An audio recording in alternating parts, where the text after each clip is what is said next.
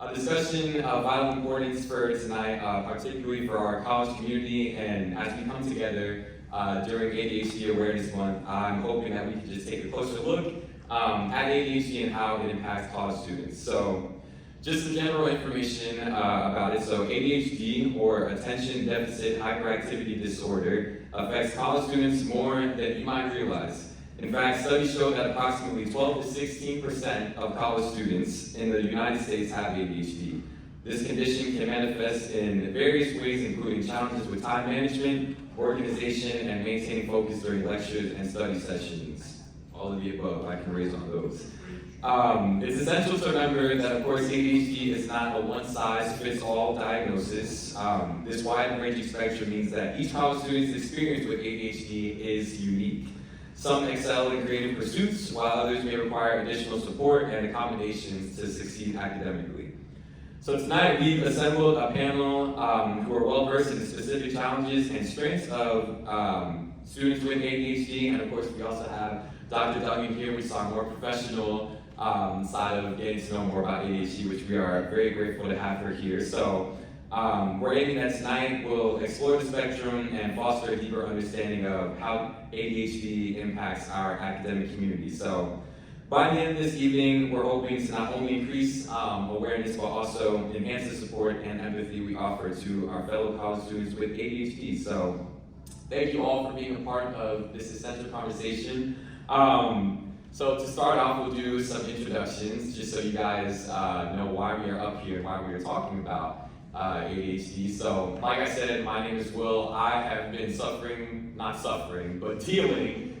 some days, but dealing with ADHD since a very young age. I've been on medication for it since high school.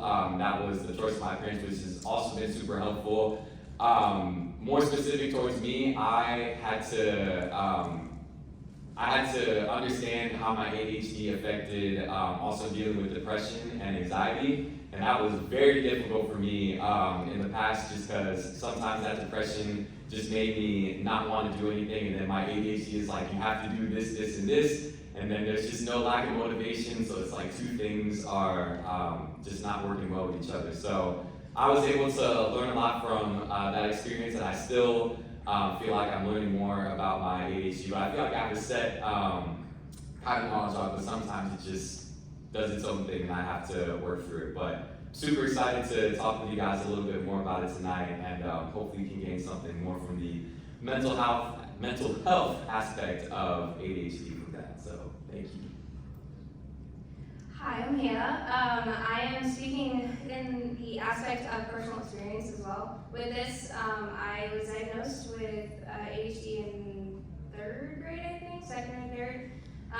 But my parents chose to do more of the natural remedy route instead of medicating me, which came with its own challenges, I'm not gonna lie.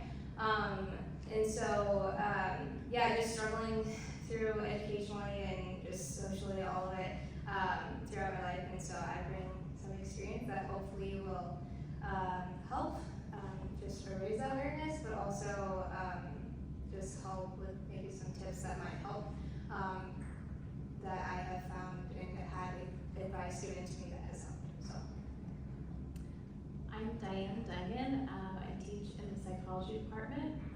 I'm also in the psychology department. I just teach it. Sorry. And I am a counseling psychologist, so I can diagnose people. We were joking about that earlier. But I worked clinically with individuals with ADHD. I did for a while run an after-school program for students here at Taylor to work in a practicum site with kids.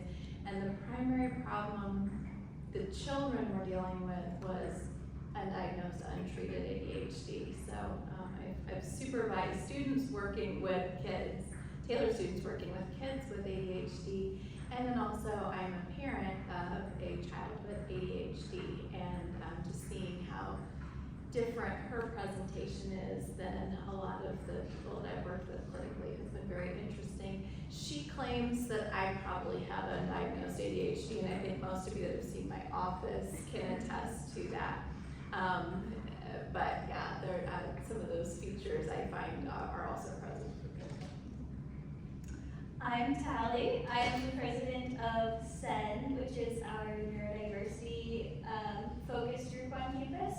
I have been diagnosed with ADHD since 6th grade, and I'm also actively doing research with ADHD and have done a lot of like my own personal looking into what it is, looking into symptoms and things like that. Just out of curiosity and trying to learn what it looks like, what ADHD is and what that means for my life, and what that looks like for other people too, and trying to learn from their stories about how to best do my own life. Yeah, and then with us tonight is our lovely Grace, and she's going to be reading questions out for us. And we have, so Grace, if you want to go ahead with our question.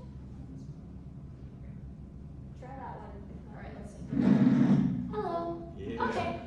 So as you can see, there's some really great perspectives here to share with you tonight. So we'll get on with our questions.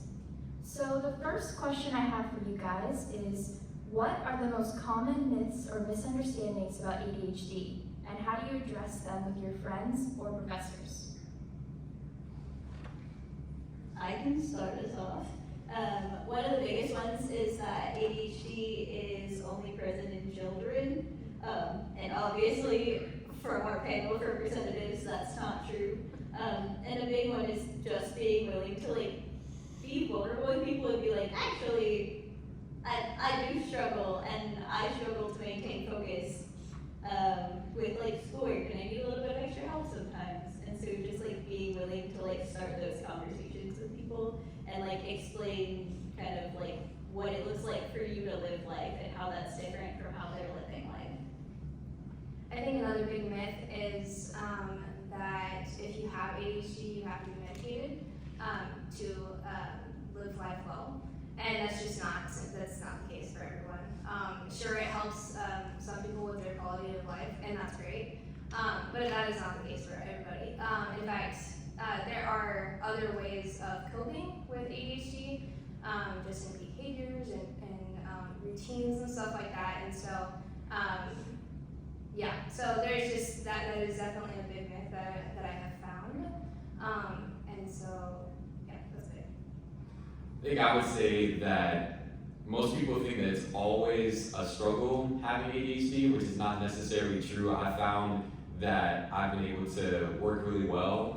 Sometimes if I'm using my ADHD correctly, if I'm in a place where there are no distractions and I'm just able to get my homework done and just focus in, that my ADHD actually helps me out a lot to focus in and just get the work done. So a lot of people have when I tell them that I have ADHD, they're just oh, I'm so sorry that you have to be dealing with that. It's no, it's okay. Sometimes it can be a struggle, but other times, in the right sense, you can use it to your advantage. So, yeah. Right. A lot of times people don't understand the hyper-focus part of it, and that actually can work in your favor for sure.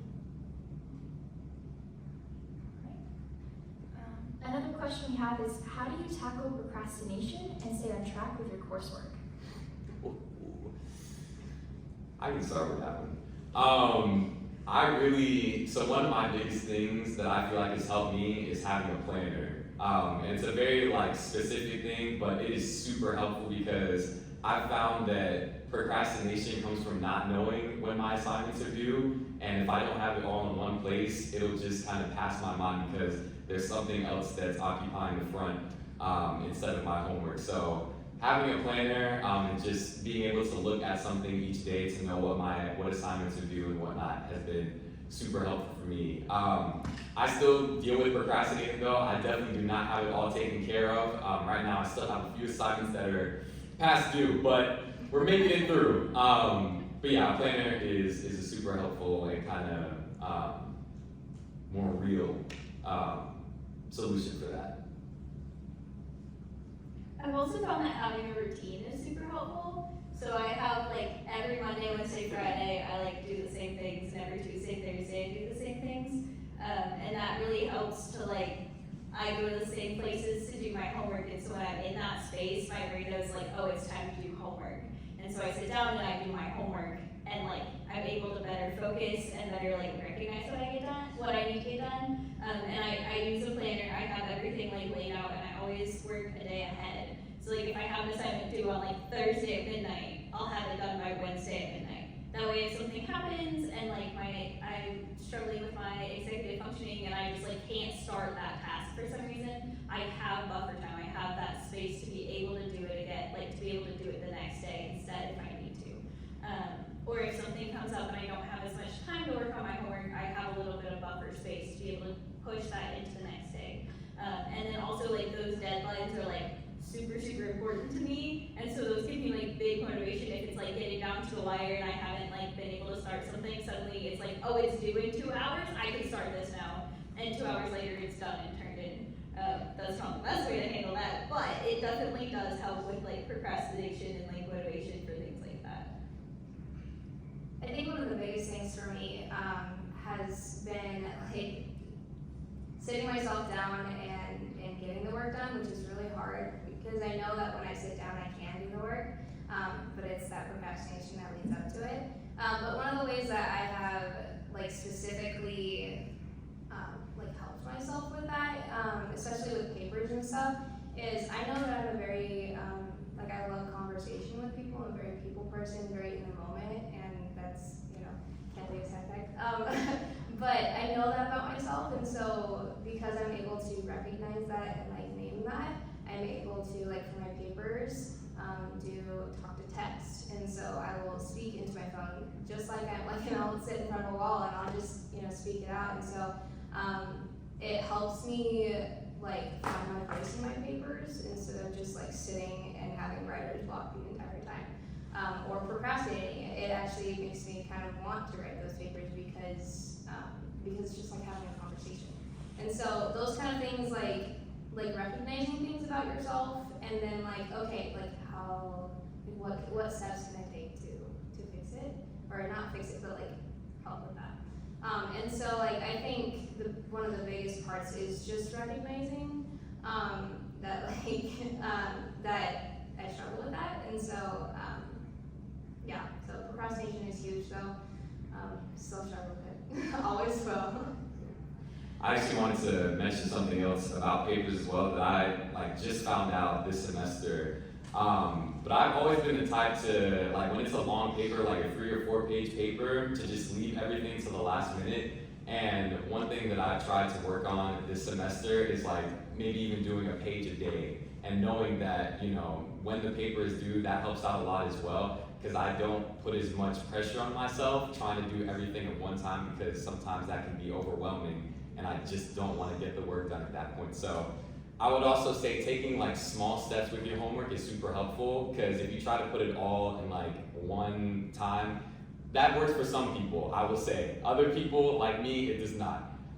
So that's really just something you have to figure out for yourself, and get support from people on campus as well for that. So one of the big things is figuring out how you be proactive.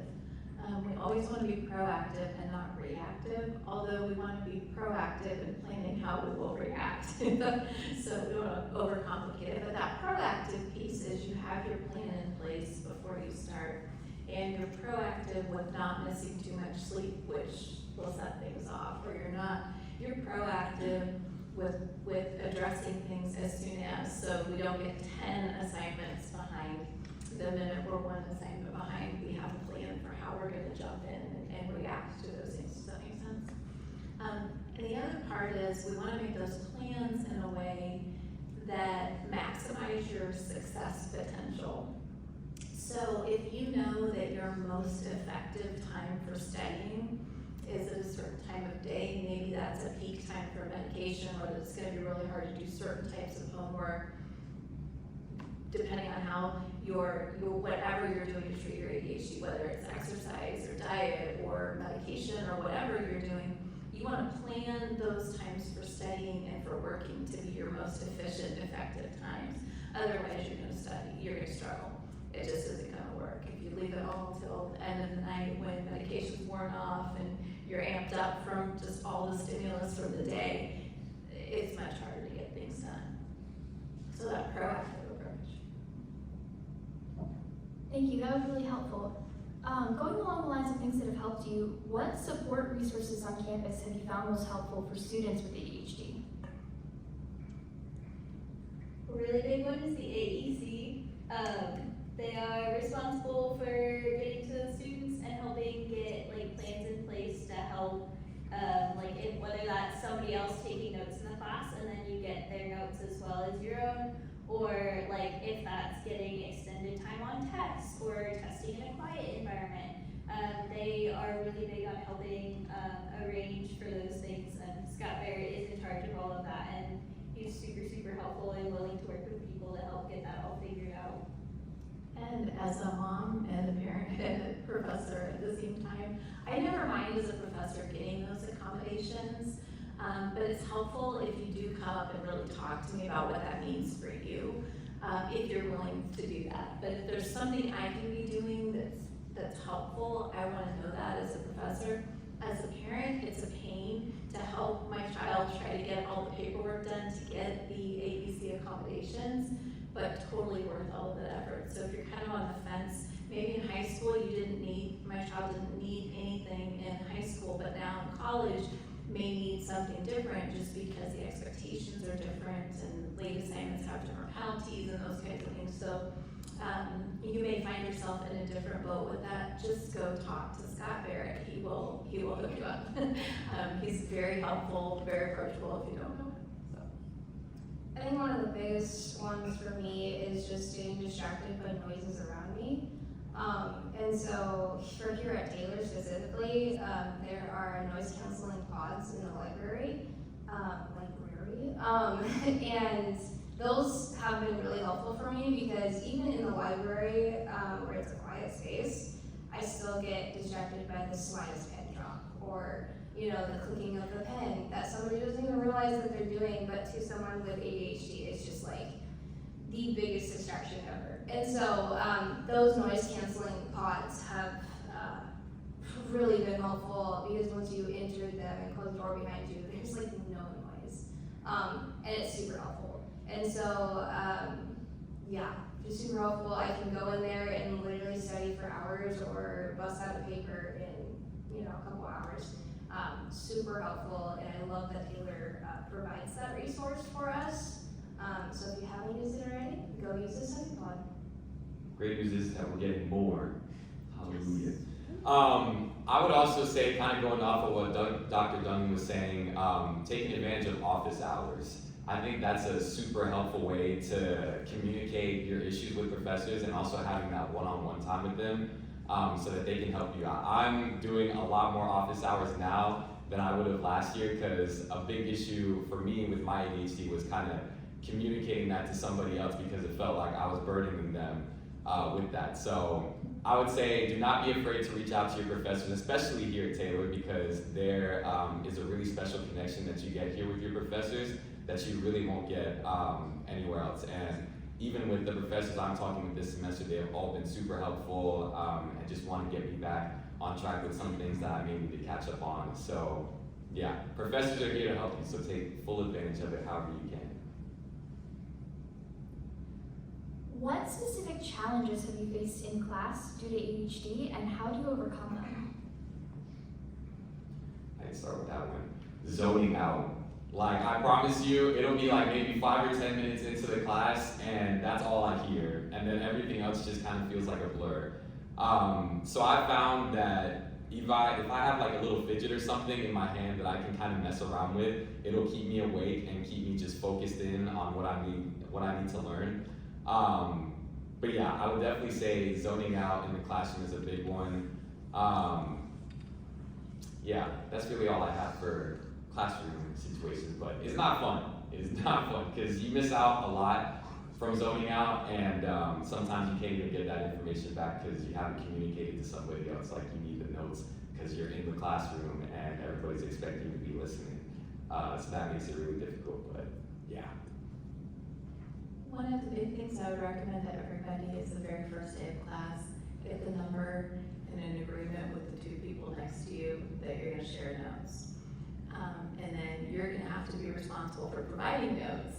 So it can up things a little bit for you maybe trying to take better notes, but also then you have a resource to get them for those days where you zone out. We all have those, whether we have ADHD or not, we just have those days for that, so that's kind of a tip for everybody. But it really, if you have made, that's that proactive part, that you know you're gonna have those moments, how am I gonna get them back? Because it's hard to go to office hours when you don't even know what happened in class to be able to talk about it. That's never a fun moment for y'all. And that's not a fun moment for professors who think, well, I guess I was not worth listening to. No, I'm just kidding. That's the easy way to get, or easier way to get around that one, is just to have that in place from day one. I think a big thing for me is the days where I just get hit with like an inability to do an assignment, and I know that like that can sound a little bit weird, but like an example, I had an assignment due in Spanish today, and I have been sitting and staring at this assignment and thinking about this assignment since the moment it was assigned last week. And I've thought about it every single day, and I've thought about it in all of my spare time, and it has made life very stressful because I know I need to do this assignment. I have talked to friends and asked for like their help and assistance in doing this assignment, and I just could not get myself to sit down and start this assignment. I didn't know where to start, I didn't know how to start, and so I just like could not start the assignment. And then like just recognizing that that sometimes happens. Like that inability to just start happens. And it's not like, there's nothing necessarily that I could like be doing better in to try and like start this assignment. Like I'm doing everything right to start this assignment, it's just not happening. And like recognizing that and communicating with the professor when that happens and being like, hey, like I have been trying. I've been looking at this assignment, I've been thinking about this assignment, I've been talking to people and asking others for help and like going out of my way to try and do all these things, and it just like hasn't been working, and I wasn't able to like get this assignment done.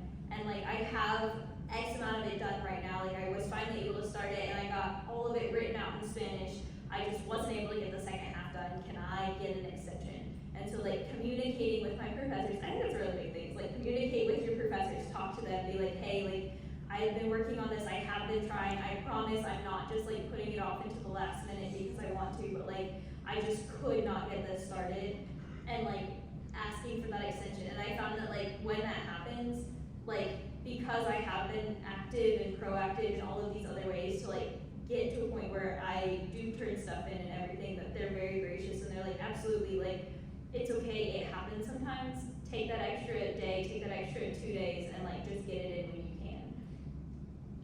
I think it also, when you're stuck, if you just go talk to your professor, they can help get you unstuck. A lot of times with assignments, we sort of know where those pieces are, how to get somebody moving again, and that talking through piece of it can work really well, but that requires you to have those built-in deadlines ahead of time so that you're not starting it late, but you're starting it earlier. So again, that proactive piece of that helps. And as much as possible, if you can hit the ground running so you get things in on time early, it's a lot easier to give grace in a situation like this when somebody's been responsible, which you are as a student. Only have like 10 classes together, but that it's really easy when somebody's demonstrated that they're on top of things most of the time, and this is the exception, not the rule. And it's also easier to do that when it's not the last week of classes, so. Yes. Yeah. Getting overwhelmed is a very hard thing to overcome, especially when you're faced with pretty big assignments and pretty weighty assignments. One thing that's like pretty practical that has helped me as a student is literally just breaking it down to the most simple, like the most simple that I can make it. So like if it's an assignment, sitting myself down and be like, okay, what comes first? My name on the paper, you know. And so starting with my name, then going to the heading, and then going to the title, and then if there's a prompt, breaking it down like sentence by sentence, or even sometimes like phrase by phrase if I need to. And so there have been times where I've literally taken another blank piece of paper and covered the rest of the assignment, so that I know the rest of it's there, but like I don't stare at a whole paper of prompts and like start getting overwhelmed again and freak out. So even if it's that like literal like physical action of breaking it down, that has really helped too. So.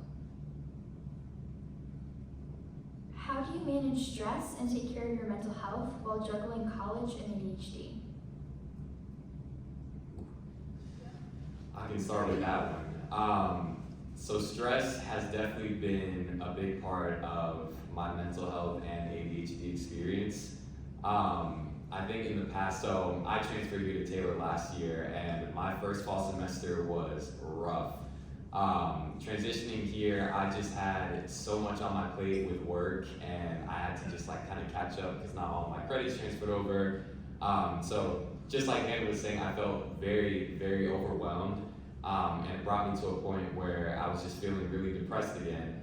And kind of what I said in the beginning, that depression just got in the way of me being able to achieve anything in the work that I wanted to. So it's that, and also isolation was a really big part of kind of my depression and ADHD just not doing well together, because that thought of burdening somebody just made me want to isolate myself and try to figure out how to like figure all of that stuff out by myself without asking my professors or other students or people on my floor for help. So I would say, do not isolate yourself in those moments, even though it kind of feels like your comfort zone. Definitely put yourself out of that, because talking with one person on your floor, talking to a professor will make the entire difference. I talked with Reverend Dyson over J-term, and he actually kind of helped me out make a plan for my spring semester of last year, and it was super helpful. I was able to get back on track. I'll be honest, I was on academic probation after my fall semester, and then I got off of it in the spring just because of his help and being able to just find that purpose again. And yeah, so do not isolate yourself in those moments. Don't be afraid to talk to somebody. And if you feel stressed, just take a break from your work. That always helps me. Even going for a walk, talking with somebody on your floor, just hanging out. We have a ping pong table on our floor, so sometimes a good ping pong game will just help clear your head and get you back to work.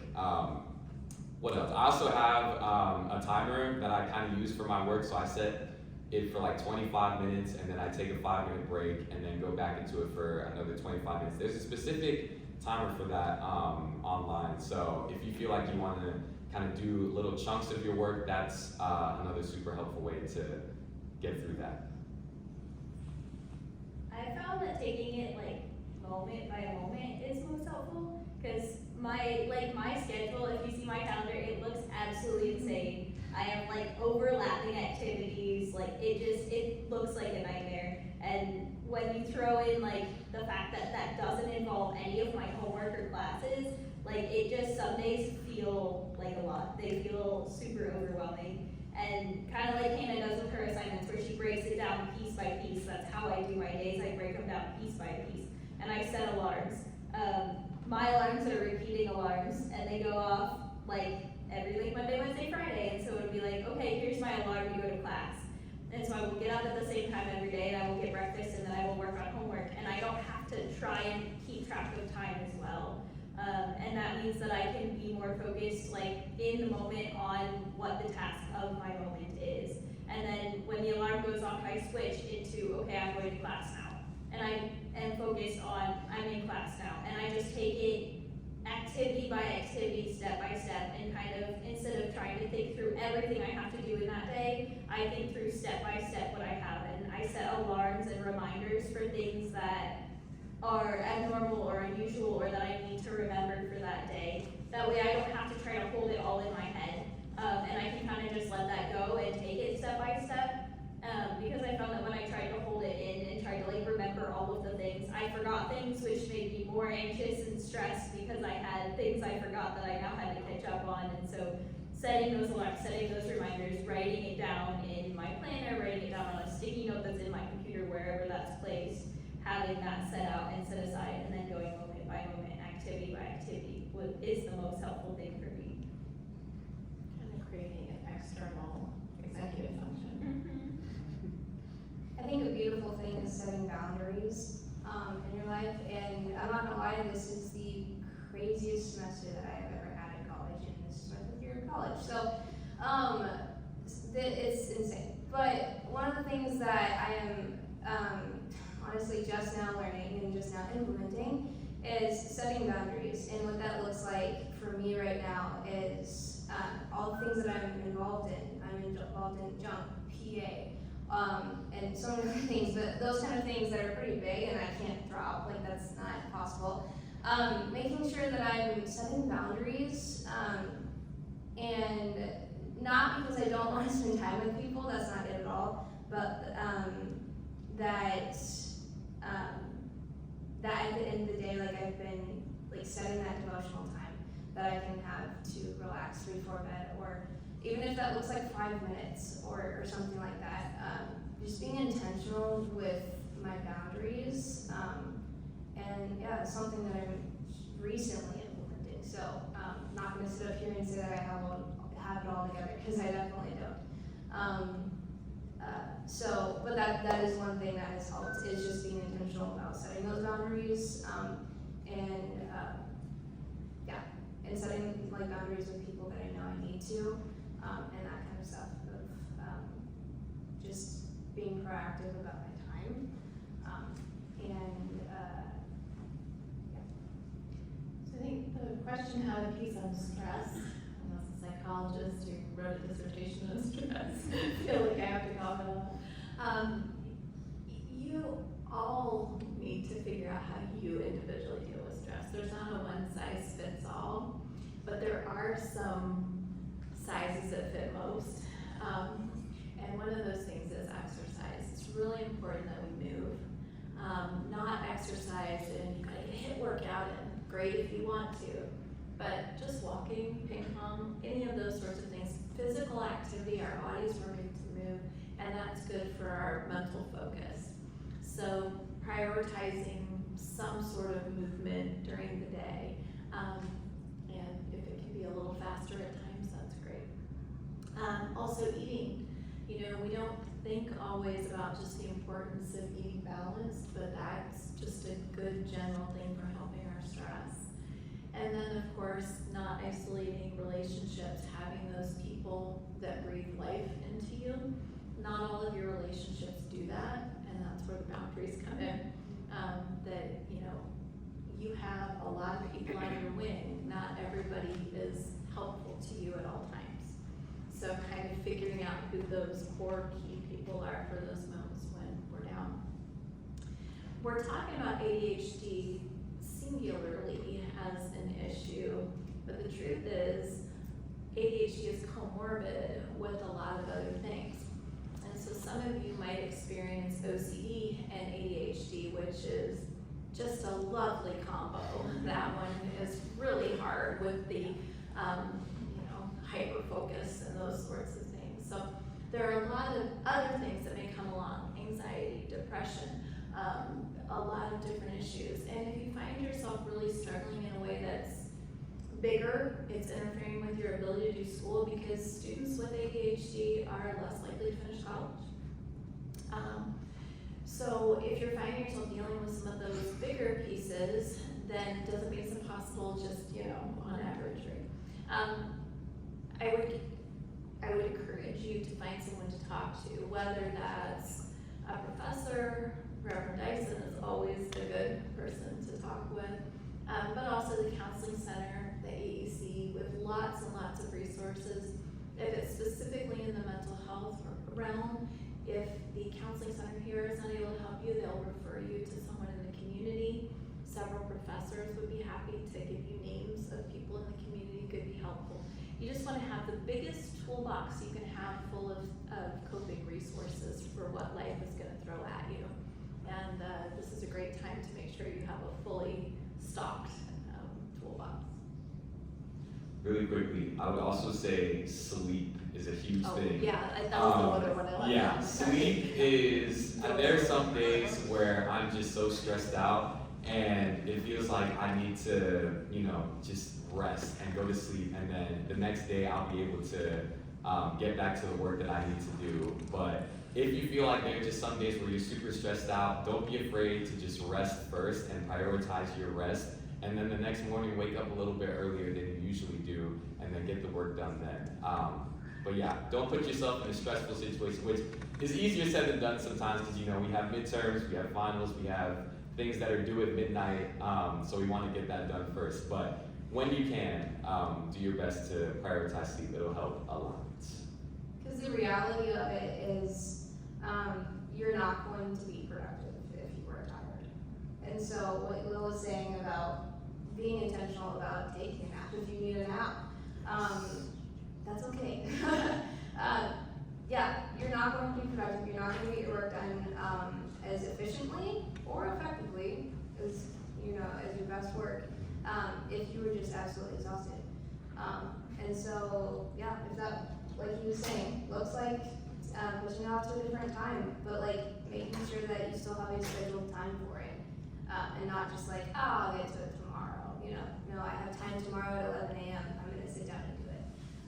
But right now I need to rest, and that's totally okay. And honestly, that is a coping mechanism or a healthy way of dealing with it. So That's some really solid advice, guys. So for those of us who have friends who have ADHD, how can we best support our friends? Remind them to eat food and go to bed. We're very forgetful about those things, especially like when we get it like sucked into like studying, or like we get into that mode of like hyper focus, which is where we literally forget about everything but what we're working on. Like it's the weirdest experience of like, I will sit down and I will get so involved in what I'm doing that I don't realize that 5 hours have passed, and I have not moved from the position that you left me in 5 hours ago, because I literally didn't realize time was passing. And so like, remind them to eat food, bring them food. Like they might fully have forgotten, and you might just have to hand them food for them to realize how hungry they are and how much they need to move, because it's been 5 hours.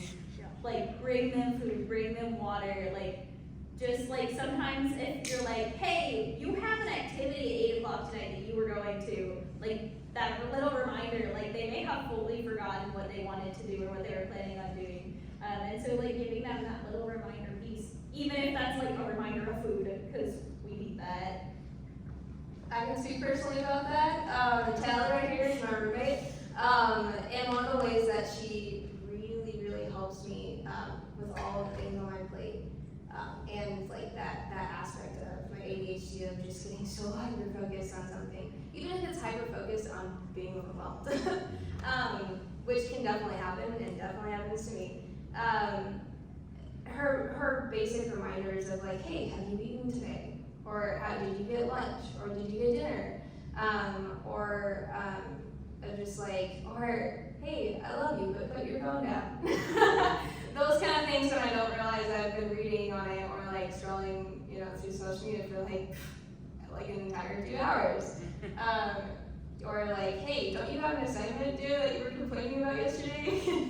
Yeah, you should probably do it. And so just those like loving reminders and just the support of like, hey, I'm here and like I've got you because I love you and because I care about you. And so a lot of times when we get so hyper focused on things, basic human needs to function kind of go out the window or take a back burner, I should say.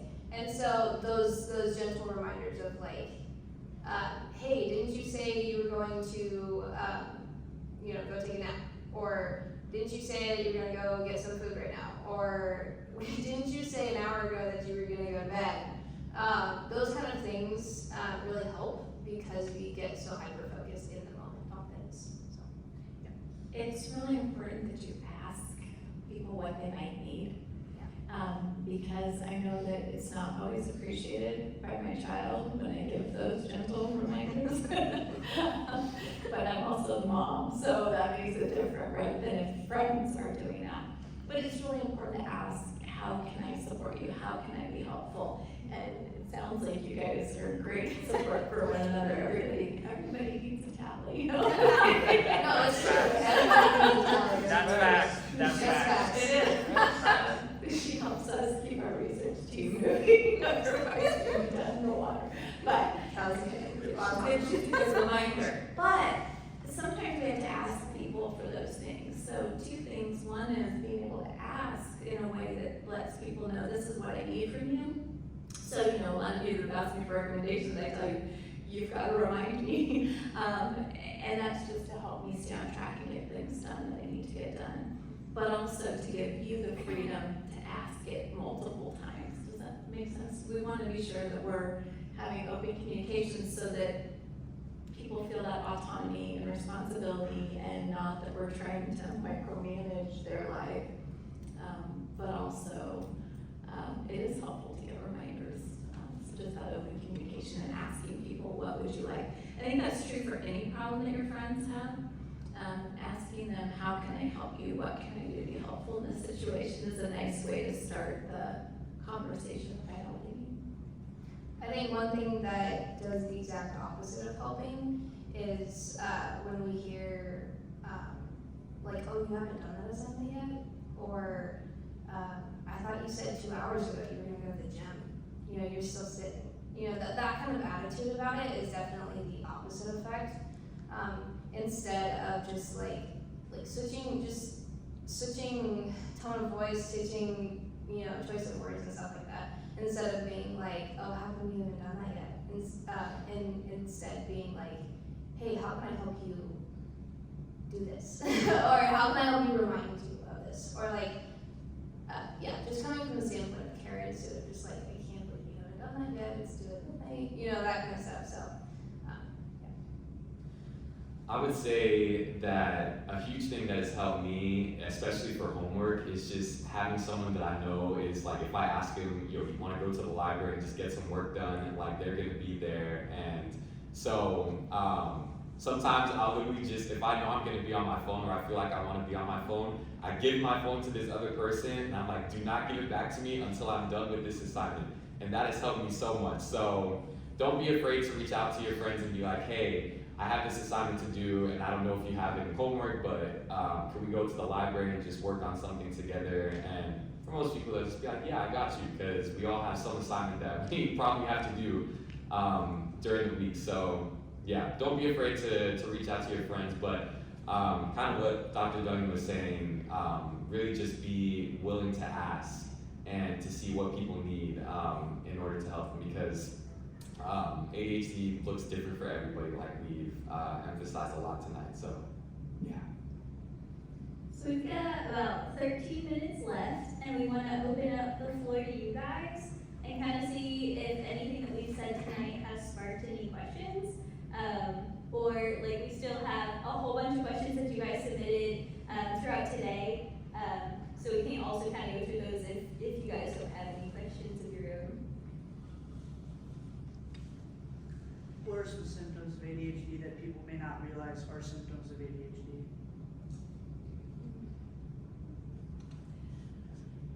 I think we've talked about a lot of them, but that hyper-focus one is one that just gets missed. And so, well, look at them, they can pay attention, they don't have ADHD. Or when somebody just has more attention type issues but isn't hyper, we tend to misinterpret that. The hyperactivity looks at brain activity, and so that's, I mean, yes, you can see that sometimes manifested in behavior, but sometimes it's also manifested in distraction. But I think the biggest one that is missed is that people may pay incredible attention to one thing while ignoring, they kind of miss the forest for the tree, right? But that's probably the big one that people misunderstand the most. Then the other stuff with, I think we've mentioned more of the other features. I don't know. I think some characteristics is the highs and the lows. They can be kind of extreme, and so like a lot of kids, I see it. I'm an elementary ed major, and so I see it a lot in the classroom. But the teachers like that kid just has so much energy, and they're just like, oh, he's fine. He just has he just has to run it out, which can work for some kids, but also there might be further help that we can provide than just having them run it out at recess or something like that. But in that same classroom, they'll miss the kid who's just zoning out. Yeah, That's a big time. symptom, big time. Yeah, I was that kid for sure. But because they're behaving and not disrupting the classroom, they get ignored. Right. I think another thing can be the like social piece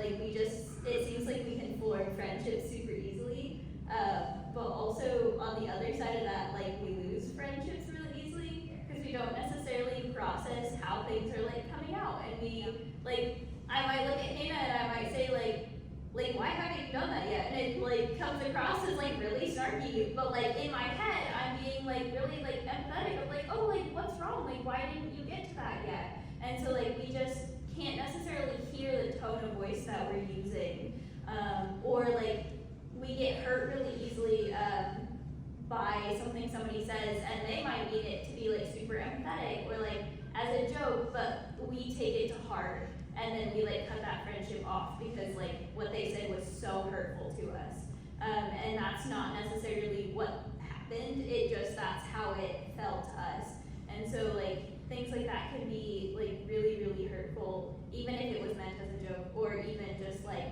we lose a lot of friendships too. And so while we can make them super easily, we can also lose them super easily, and that's not necessarily something that like gets noted often. And not all kids with ADHD can make friends quickly. A lot of times it's a group that has difficulty making friends because they're not reading social cues and all of the things that Tally just said. So it can be either end of the spectrum in terms of those friendships, but friendship maintenance is a very difficult thing.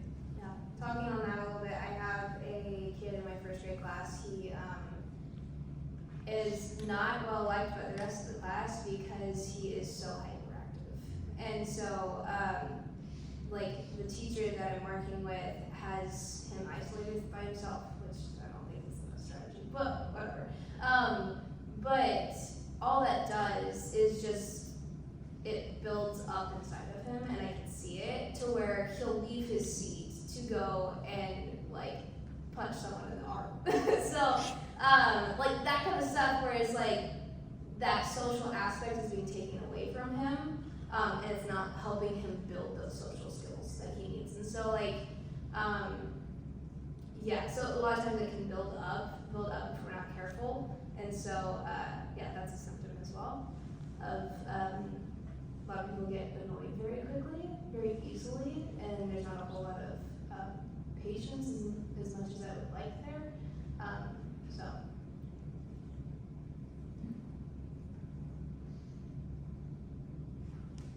I'm curious if you could talk a little bit about maybe how this affects your spiritual walk, right? Like how have you known to positively and negatively affect your relationship with Christ?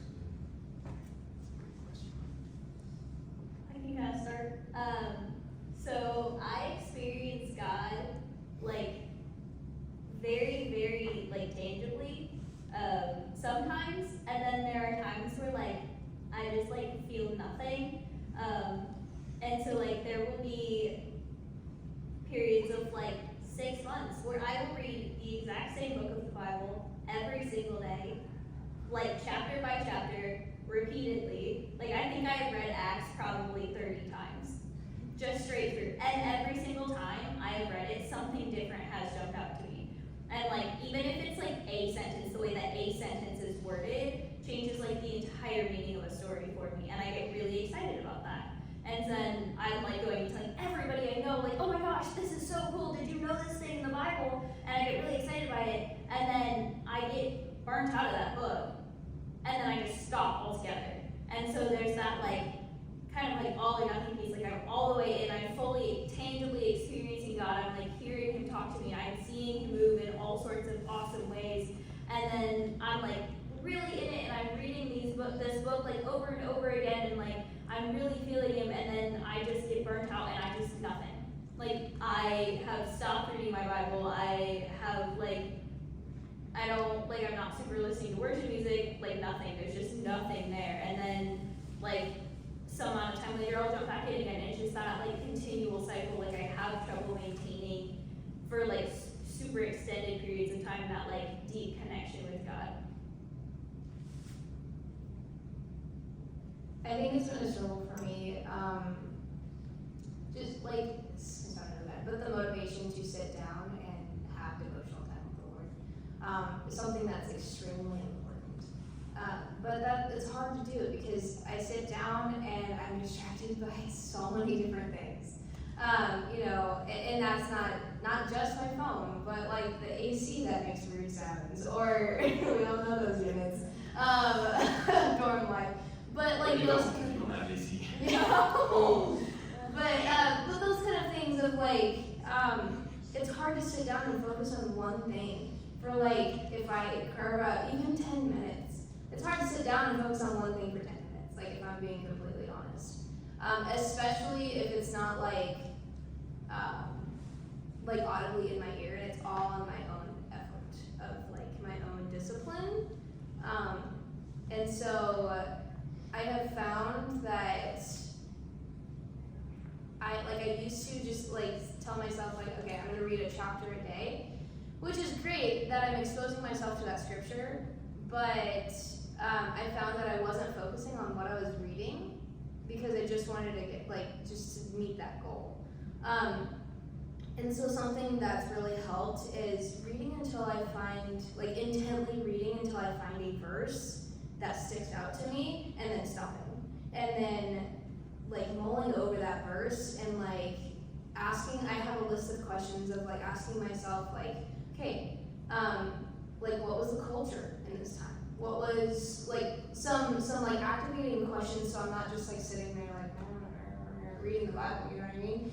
And so, that has been extremely helpful, and also just times where I think another way that it's affected me is that there's times that I'm sure the Lord is trying to get my attention, and He's like, hey, I'm up here, and I'm just so hyper focused on everything else around me, and so I've found times where I'm like, oh man, I missed an opportunity to obey the Lord, but how can I do it next time?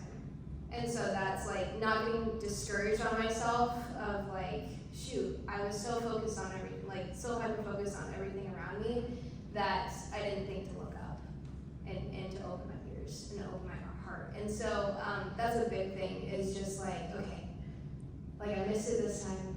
I'm sorry, God. Open my eyes, open my ears. How can I be attentive next time and be aware of you trying to get my attention. So I think corporate worship community can be really hard. Anytime we have any type of neurodiversity, but with ADHD, it's been hard for our family to find a church that meets each member of the family's needs. And part of that is just social stuff that happens in churches can sometimes be really hard. For a group that should be more accepting, we often are not a very accepting group in our churches. And there can be judgment when your kid doesn't do things the way everybody else is doing things, or didn't learn their verse that they were supposed to learn, or tried to learn their verse and memorize the rest of the chapter, but not the one verse they need to memorize. Hey, let's just rock the other 10. The 10 is better, but it just can be kind of hard that way, and I think that is something that collectively we could all work toward, is how do we make our churches a place where everybody can fit and we can appreciate the diversity. I also sometimes wonder which one of the disciples had ADHD. And my mind's on Peter. There are times when Peter just seems really hyper-focused. But anyway. I think for me, in my spiritual connection, that it's always been very difficult for me to read physical books, and for that, especially when I came into college, it was hard to just keep up with reading the Bible and doing all those things. But I found I specifically use the YouVersion app because there's audio on there and people who actually read the Bible to you, and I found I can start my day brushing my teeth, doing all that I need to while listening to the Bible. And I know for me that sometimes, my hyper focus makes that zone out, even if it's straight in my ears. So I'll repeat it and then maybe speed it up a little bit just so I, can still read through it and listen through it and actually process what I'm getting from the Bible. So yeah, and I think it's also important to know that God is with us through all of these things, and that He is present, and there's no reason to separate Him away from issues that ADHD may cause you, and to just know that He is always there to help you. In fact, someone asked me one of these days, it was like, is like the people who have ADHD, is it still going to be like that in heaven? Because it's like, is that like some sort of mental, kind of, disability? Which is a great question, and I really don't know the answer, but I just know that God is with us through it, so that's all that matters. To follow up on what I said about churches, we had a pastor who would take my kiddo aside after and to say, what stood out to you? Because she wouldn't be doing Sunday school quite the way everybody else would. And I always appreciated that pastor taking that extra time to just see what she got, because sometimes out of a sermon or out of whatever we were doing at BBS and things, created a really special relationship between them, but also valued the way God's working in her life through her ADHD, which, she's had some pretty amazing things that have come up, and we've actually talked about that. Is there, disability in heaven or not? And it's kind of interesting to think through some of those things. So I think it gives us a unique perspective, and if we are willing to work with that in our small groups and in our churches, that would be a really amazing thing. Unfortunately, we have reached 9 o'clock, and so we want to respect your time, and we want to be, we're very, very thankful that you guys came out and that you have questions and that you have engaged with us in this way. If you guys still have questions, you're welcome to come up and talk to us individually. But thank you guys so much for coming out, and we hope you have a wonderful rest of your night. Thank you, guys.